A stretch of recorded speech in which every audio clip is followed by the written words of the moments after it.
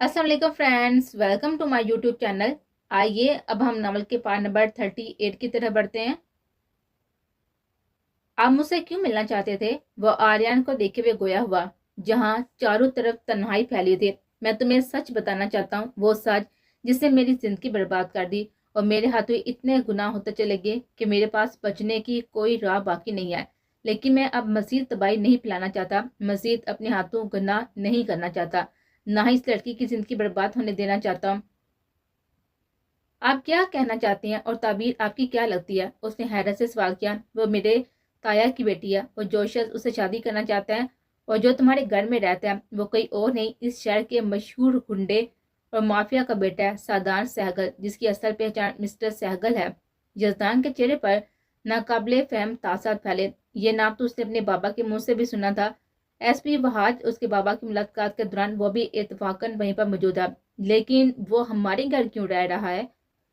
تو فیر سہگل کی رہائی کے لیے، جسے تمہارے پاپا نے بہت سالوں پہلے گرفتار کیا تھا اور جسے سزائے قید ہو گئے تھے۔ وہ لڑکا تمہارے بابا کو ایک حادثے کے دوران ملا تھا جسے وہ اپنا بیٹا بنا کر لیا، لیکن وہ بیٹا نہیں بلکہ آستین کا سانپ ہے۔ آریان کی تلخی لفظوں میں سمٹ آئے تھے۔ آپ یہ سب کیسے جانتے ہیں؟ یزدان کو گویا اس پر یقین نہیں آتا، کیونکہ میں وہ بد نصیب ہوں جس نے اپنی ایک غلطی کی وجہ سے خود یہ راہ چنے۔ آریان اسے دیکھتا ہوا ساری سچائی بتاتا چلا گیا، جبکہ یزدان کا دماغ گھوم کر رہ گیا تھا۔ یعنی آپ کی بہن کی موت بھی اسی وجہ سے ہوئی ہے؟ میں نہیں جانتا اسے کس نے مارا، لیکن میں ایک دن اس کے قاتل کو ڈھونڈ کر نکالوں گا، پر میں اب کسی کو مرتبہ نہیں دے سکتا۔ اب آپ مجھ سے کیا چاہتے ہیں؟ تعبیر کی زندگی۔ تعبیر کو صرف تم اور تمہارے بابا بچا سکتے ہیں۔ یزدان کا دل جیسے بے قابو ہوا تھا۔ اس لڑکی کو وہ جتنا بھولنا چاہتا تھا اتنا ہی وہ جیسے اس کے سامنے آتی تھی، مگر وہ تو تعبیر کو اپنی پسند سے اپنا رہا ہے۔ وہ نہیں اپنا رہا، بلکہ چند دن وہ اپنے ساتھ رکھے گا اور پھر چھوڑ دے گا، ان راہوں کا مسافر بنا دے گا جہاں سے رہائی ممکن نہیں ہے، اور ان راہوں میں اتنی عزیزیں، اتنی تکلیفیں ہیں جس کا اندازہ تم نہیں کر سکتے۔ یزدان کا دل گویا حلق میں آد رکھا تھا۔ وہ تو محبت، یہ بالکل ٹھیک کہہ رہا ہے۔ اپنے پیچھے باری آواز سنتا آریان کا رنگ پھک ہوا تھا۔ اس نے فوری اپنی گن نکالی، لیکن سامنے زین چودھری کو دیکھ کے اس کی آنکھیں پھیلی تھی۔ کون ہو تم؟ اس نے گن اس پر جمائی، لیکن زین کے چہرے پر کوئی بھی تاثر نہیں ابھرا تھا، نہ خوف نہ گھبراہٹ، جبکہ یزدان کے دل دماغ میں تعبیر کا خیال حاوی ہوا تھا۔ حقیقت کا انکشاف بھی اس دن ہوا تھا جس دن وہ سادان کی ہونے والی تھی۔ وقت آن پہنچا ہے آریان ساگر کہ تمہیں رہائی مل جائے۔ باتوں میں مت الجھاؤ ورنہ میں گولی چلا دوں گا۔ یہ زین چودھری ہے، میرے بابا کے دوست۔ یزدان کے طور پر آریان نے حیرت سے اسے دیکھا۔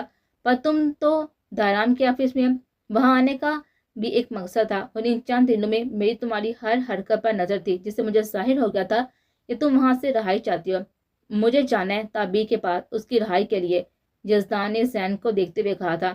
ابھی نہیں، ابھی تم کچھ نہیں کرو گے یزدان، زین اسے روکنا چاہا۔ بالکل بھی نہیں، مجھے جاننا ہے اسی وقت وہ لڑکی، وہ میری درکنوں میں بسی ہے، اسے میں کسی کے ظلم کا نشانہ بننے نہیں دوں گا۔ وہ تیزی سے وہاں سے نکلا، جبکہ آریان کے نمبر پر آتی ہوئی دھارام سہگل کی کال اسے ایک پل کے لیے گھبراہٹ میں مبتلا کر گئے تھے۔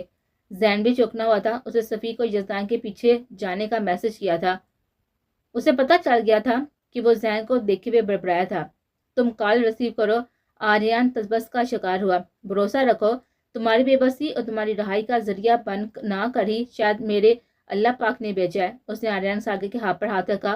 آریان نے اسے دیکھ کر فون کا سپیکر آن کیا۔ وہ لڑکی بھاگ گئی ہے آریان؟ کیسے بھاگ گئی؟ تیرے ساتھ تھی وہ۔ پہلے جو گھبراہٹ ہلکی سی مدم تھی، آپ شدت میں بدلے تھے۔ کون سی لڑکی دھارام؟ ایک پل کے لیے اس کے دھڑکن رکے تھے۔ وہی لڑکی جس کا تیرے ہاتھوں ایکسیڈنٹ ہوا تھا۔ آریان کی دھڑکن رواں ہوئی تھی۔ سدا شکر ہے کہ وہ لڑکی نہیں بھاگی تھی۔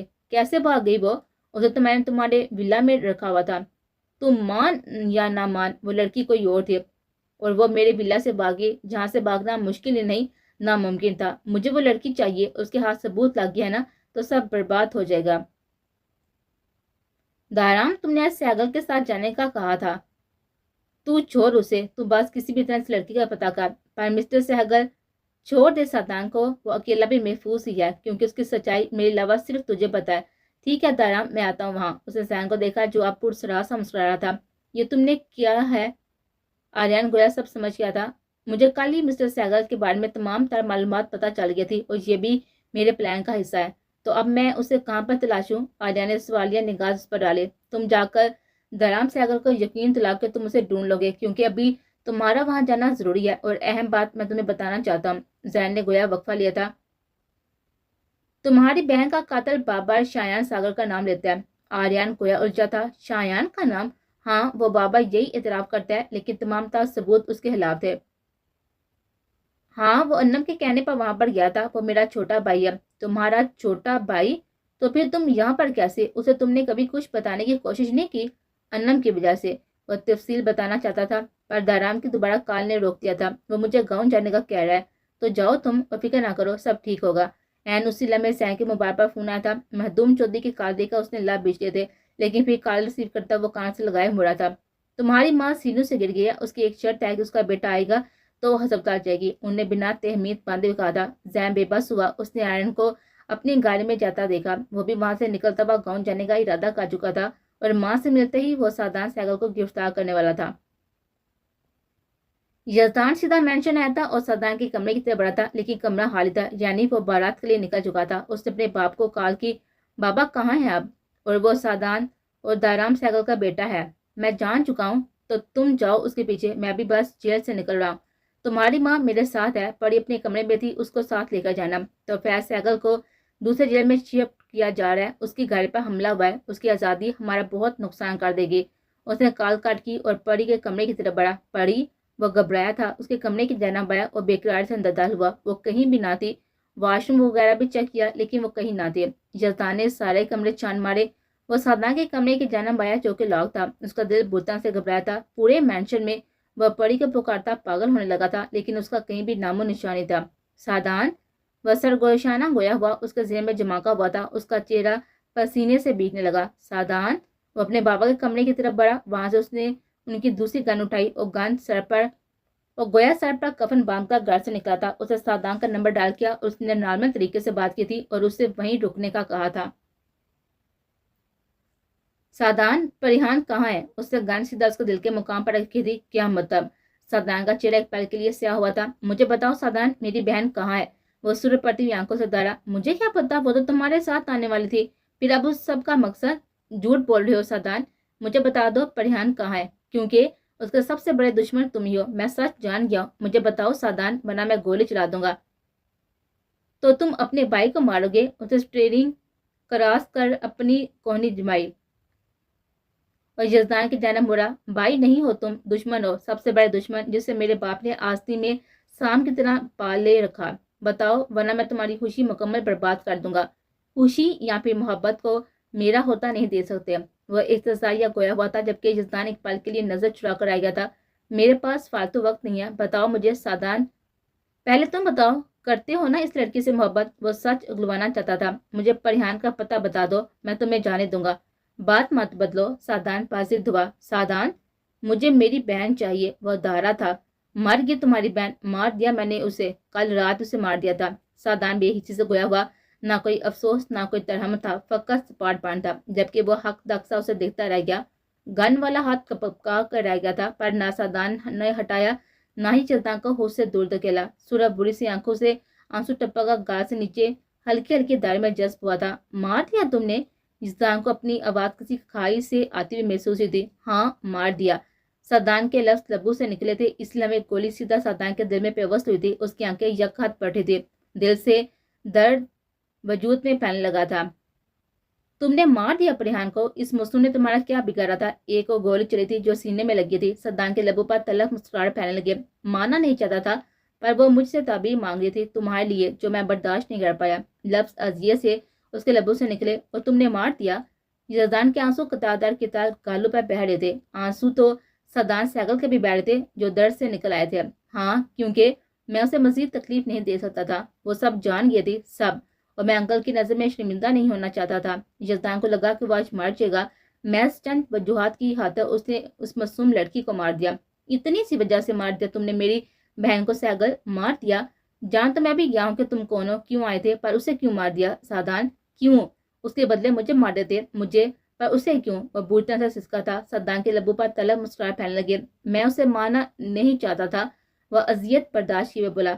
تم ہی مرو گے، میں ماروں گا تمہیں۔ اس سے پہلے کہ وہ مزید گولی چلاتا، شیشے پر دستک ہونے لگی۔ اس نے مڑ کر دیکھا جہاں پر سادان کے ساتھی تھے، جنہیں وہ دوست کہہ کر ساتھ لایا تھا۔ یزدان نے सादान की सफेद पेशानी शेरवानी से बहते हुए खून को देखा और फिर आंखों से विंडो से गाड़ी अंदर से लाग दी। अल्लाह तुम्हें कभी माफ नहीं करेगा सादाम, मैं परिहान, सब तुम्हें कभी माफ नहीं करेंगे। तुम इंसान नहीं दरिंदे हो, सबके सब दरिंदे। एक बार नहीं सोचा तुमने?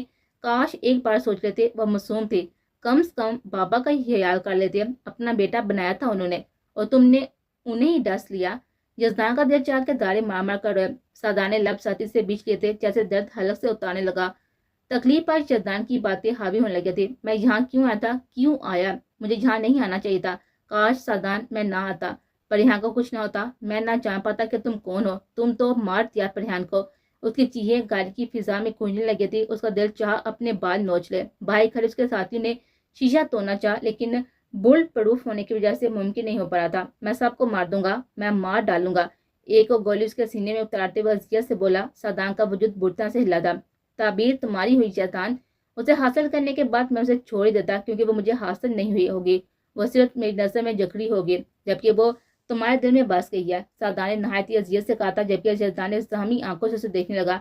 फिर परिहान को क्यों मार दिया, जब उसे छोड़ना ही था तो अगर वो धारा रोते हुए दरगू को काट रहा था।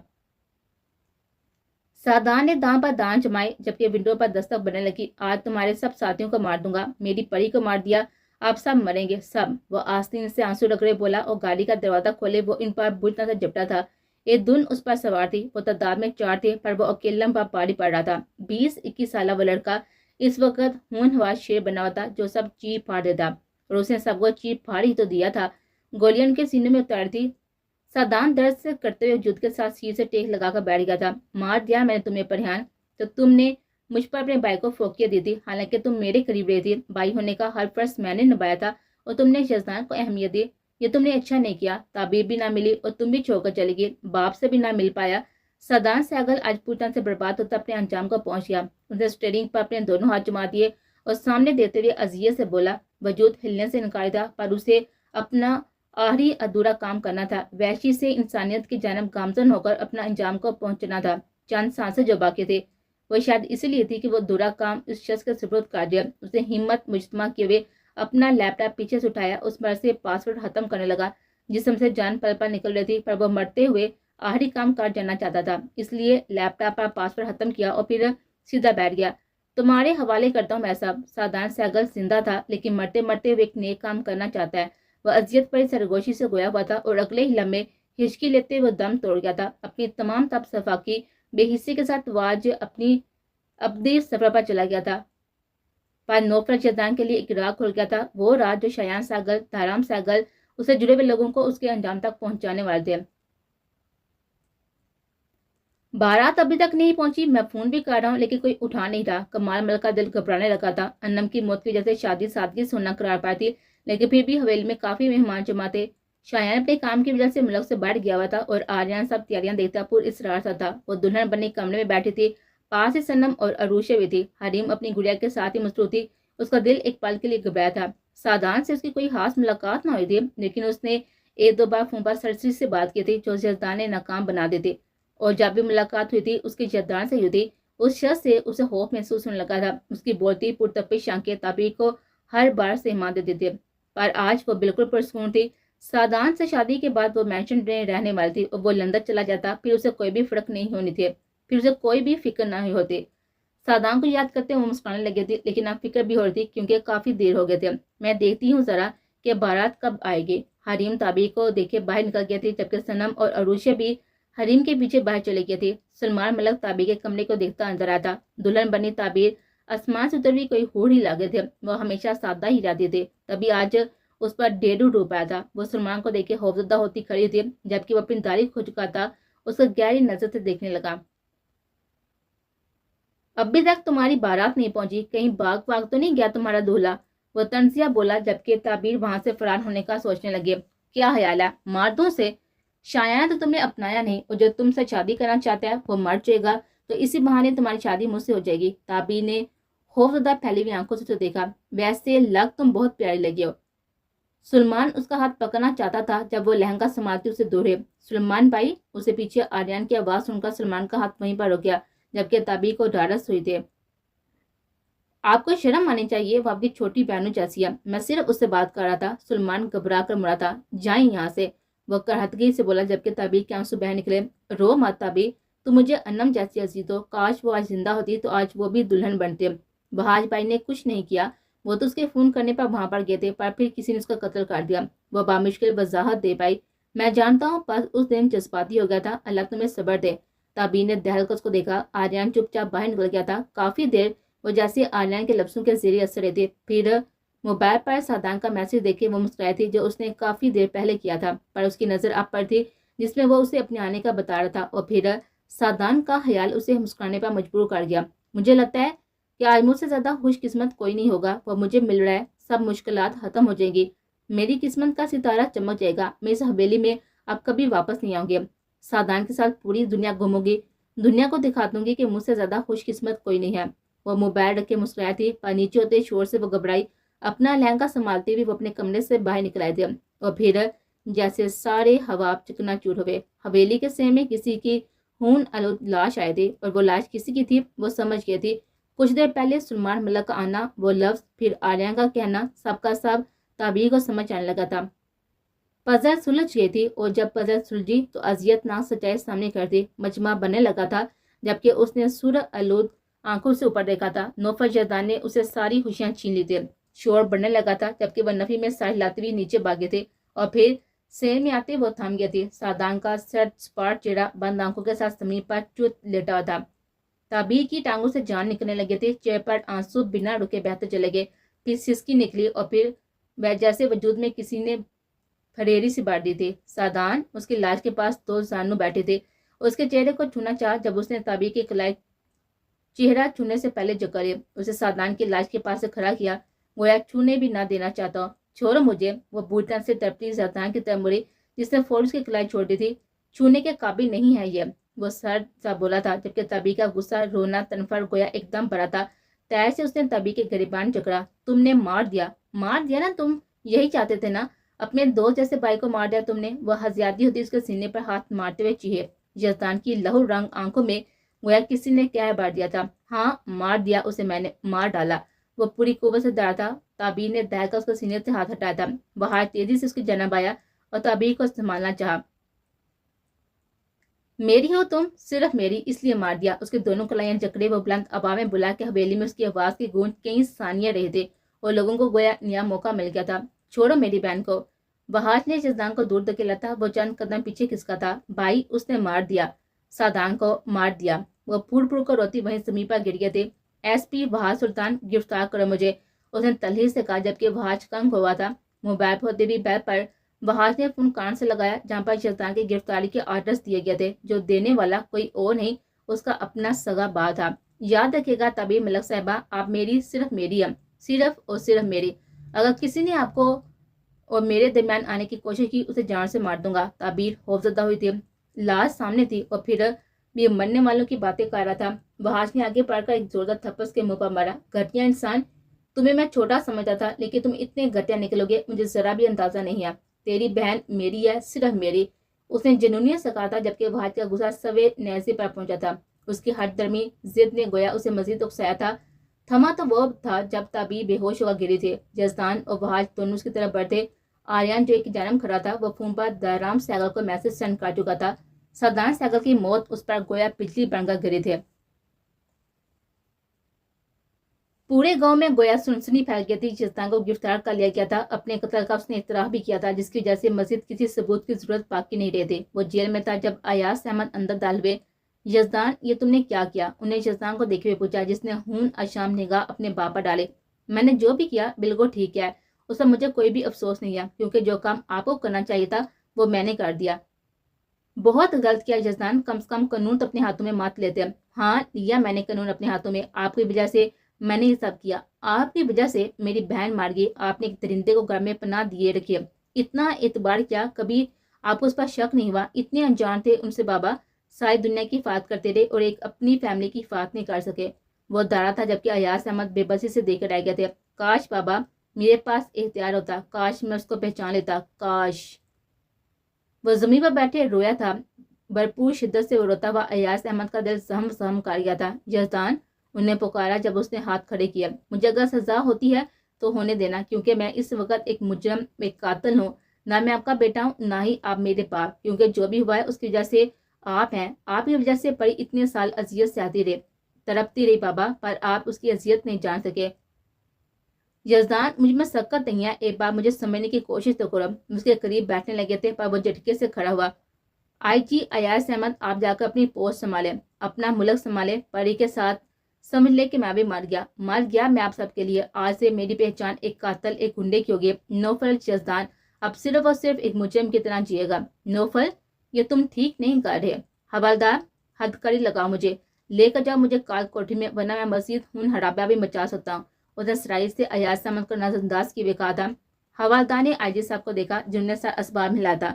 یاد رکھے گا ایاز احمد صاحب، اگر آپ نے مجھے یہاں سے نکالنے کی ذرا سی بھی کوشش کی تو میں وہ تباہی مچاؤں گا کہ ساری دنیا یاد رکھے گی۔ اسے انگلی اٹھائے ہوئے صاف الفاظ میں دھمکی دی تھی۔ ایاز احمد تڑپ کر رہ گئے تھے۔ سادان مار گیا۔ دارام ساگر کی زبان کانگ ہوئی تھی۔ آریان سپاچڑے کے ساتھ سینے پر ہاتھ باندھے کھڑا آج دارام ساگر کو دیکھ رہا تھا، گویا آج اس کی بے بسی دیکھنا چاہتا ہو۔ کیسے مار گیا؟ اسے کس نے مار دیا؟ وہ صدمے کے ذریعے سے بولے تھے۔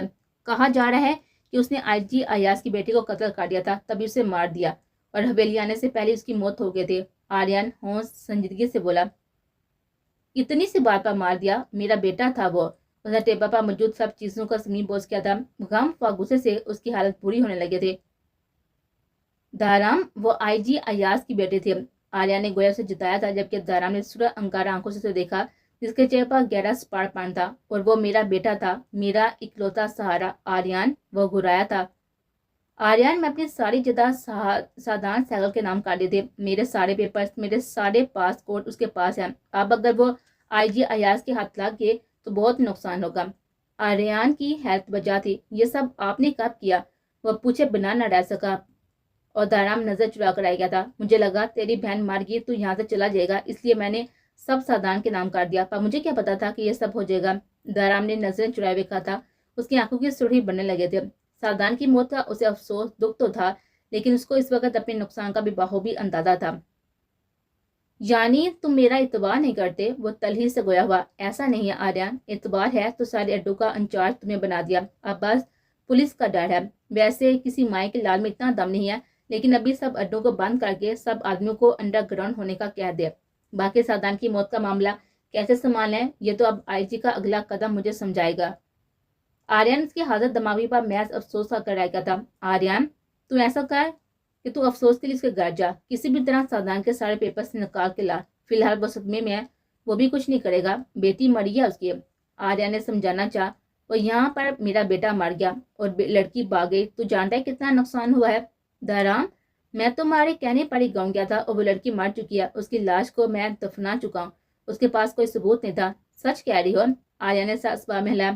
پھنس گیا ہوں میں پوری طرح سے ایک نئی مصیبت میں۔ اگر وہ آئی جی جان گیا سادان میرا بیٹا ہے تو پھر جانتا ہے تو کیا ہوگا؟